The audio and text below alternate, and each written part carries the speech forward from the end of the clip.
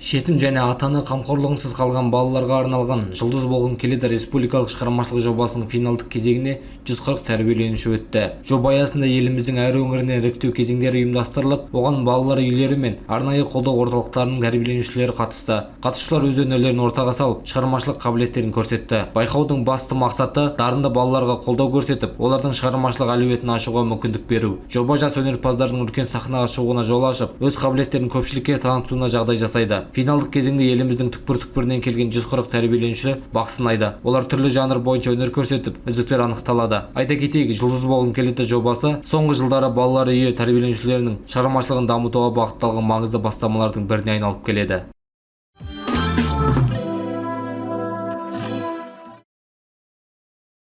Қазақстандық оқытушы 5 сағаттың ішінде 100-ден астам ән орындап, дүниежүзілік рекордтар кітабына енді. Ерекше жетістік иесі қысқа уақыт аралығында 100-ден астам музыкалық шығарманы орындап шығып, әлемдік деңгейдегі рекорд орнатқан. Оның нәтижесі халықаралық рекордтар ұйымы тарапынан ресми түрде тіркелді. Бұл жетістік қазақстандықтардың әлемдік рекордтар алаңындағы кезекті табыстарының бірі саналады. Соңғы жылдары еліміздің өкілдері түрлі салада ерекше көрсеткіштерге қол жеткізіп, халықаралық рекордтар кітаптарына есімдерін енгізіп келеді. Айта кетейік, мұндай жетістіктер Қазақстанның мәдени және шығармашылық әлеуетін танытып қана қоймай, жастарға шабыт беретін жарқын үлгі ретінде бағаланып отыр.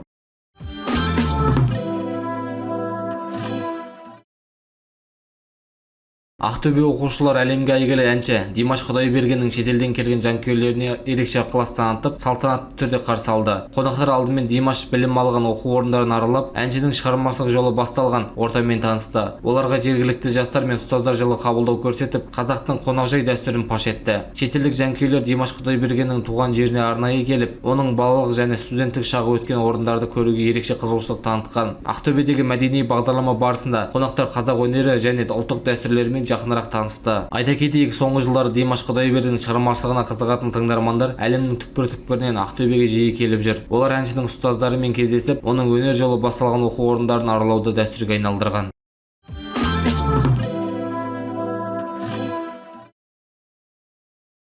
Қызылордада облыстық тарихи-өлкетану музейінің қорына тағы бір бағалы тарихи құжатпен толықты. Музей қорына тапсырылған жаңа құжат өңір тарихын тереңірек тануға мүмкіндік беретін маңызды дерек көзі ретінде бағаланып отыр. Құнды жәдігерді қабылдау рәсімі барысында мамандар оның тарихи маңызына ерекше тоқталды. Музей қызметкерлерінің айтуынша, мұндай құжаттар өткен кезеңдердегі оқиғаларды зерделеуге, ел тарихындағы маңызды тұлғалар мен тарихи үдерістер туралы мәліметтерді толықтыруға септігін тигізеді. Бүгінде облыстық музей қорында ондаған мың жәдігер сақтаулы және қор тұрақты түрде жаңа тарихи құндылықтармен толығып келеді. Айта кетейік, соңғы уақытта Қызылорда облыстық тарихи-өлкетану музейінің қорына сирек кездесетін жәдігерлер мен тарихи құжаттар жиі тапсырылып жүр. Бұл өңірдің тарихи-мәдени мұрасын сақтауға және келер ұрпаққа жеткізуге бағытталған жұмыстардың нәтижесі саналады.